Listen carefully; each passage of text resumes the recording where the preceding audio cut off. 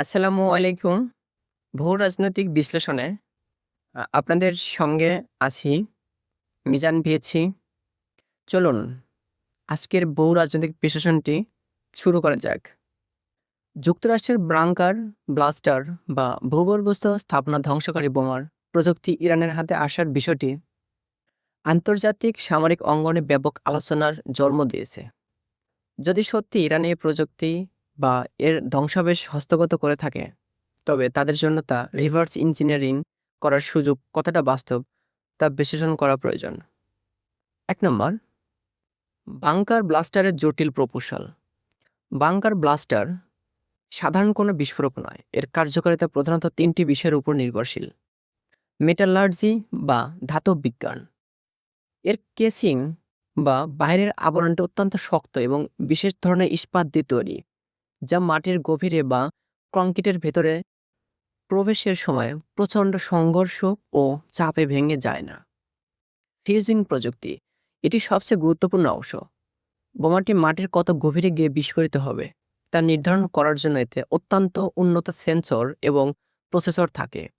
এটি অনেক সময় মাটিতে আঘাত করার পর কয়েক মিলি সেকেন্ড অপেক্ষা করে, যাতে মাটির গভীরতম স্থানে গিয়ে বিস্ফোরণ ঘটে।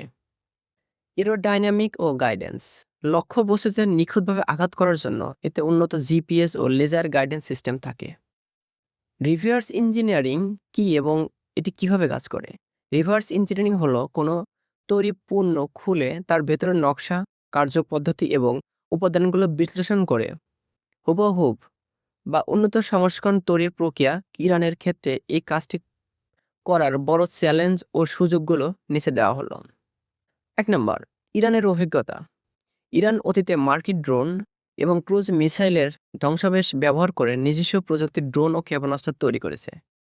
ফলে তাদের প্রকৌশলীদের কাছে রিভার্স ইঞ্জিনিয়ারিং এর পূর্ব অভিজ্ঞতা রয়েছে। ডকুমেন্টেশন ও সফটওয়্যার। যদি বোমার ভেতর থাকা গাইডেন্স কিট অক্ষত থাকে, তবে তার ভেতরের সফটওয়্যার কোড বা অ্যালগরিদম বিশ্লেষণ করা সম্ভব। এটি ইরানের মিসাইল কর্মসূচির জন্য বড় ধরনের মাইলফলক হতে পারে। বাধা বা নেতিবাচক দিক। বস্তুগত সীমাবদ্ধতা। রিভার্স ইঞ্জিনিয়ারিং এর সবচেয়ে বড় বাধা হলো ধাতু বা উপাদানের গঠন বোঝা।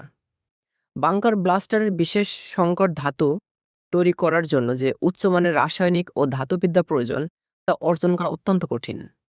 ল্যাবরেটরিতে বিশ্লেষণের মাধ্যমে একটি ধাতুর উপাদান জানা গেলেও সেটা ঠিক কী প্রক্রিয়ায় ঢালাই করা হয়েছে তা বুঝতে পারে এক বিশাল চ্যালেঞ্জ।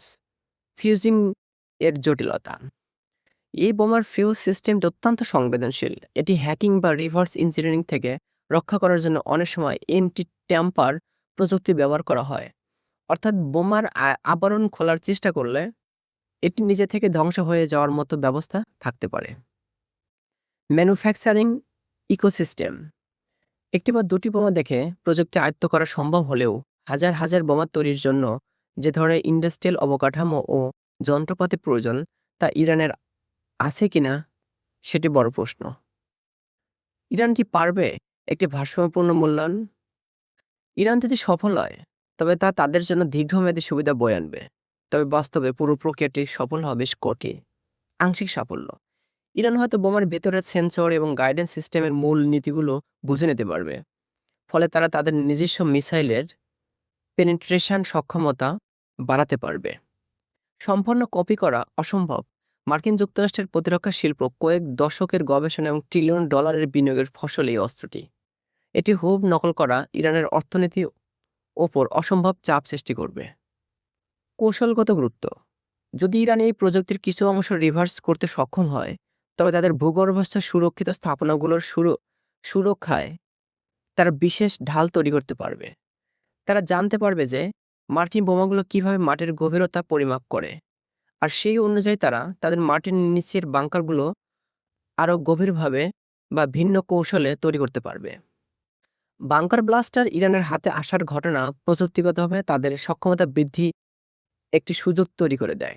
তবে এটি কেবল হার্ডওয়্যার দেখার বিষয় নয়। এটি উচ্চতর পদার্থবিজ্ঞান, রসায়ন এবং কম্পিউটারিং এর এক বিশাল মেলবন্ধন। ইরান হয়তো এর গাইডেন্স সিস্টেম এবং বিস্ফোরক কৌশল সম্পর্কে গুরুত্বপূর্ণ তথ্য পেয়ে যাবে, যা তাদের ক্ষেপণাস্ত্র প্রযুক্তিতে একটি নতুন মাত্রা যোগ করবে।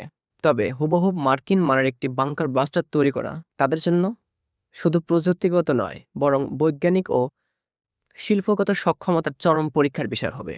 পরিশেষে বলা যায়, রিভার্স ইঞ্জিনিয়ারিং ইরানকে কিছুটা এগিয়ে দিতে পারে, কিন্তু তা রাতারাতি তাদের বৈশ্বিক সামরিক শক্তি হিসেবে রূপান্তর করবে না। এটি হবে একটি দীর্ঘমেয়াদী প্রতিরক্ষা দৌড়ের নতুন সংযোজন।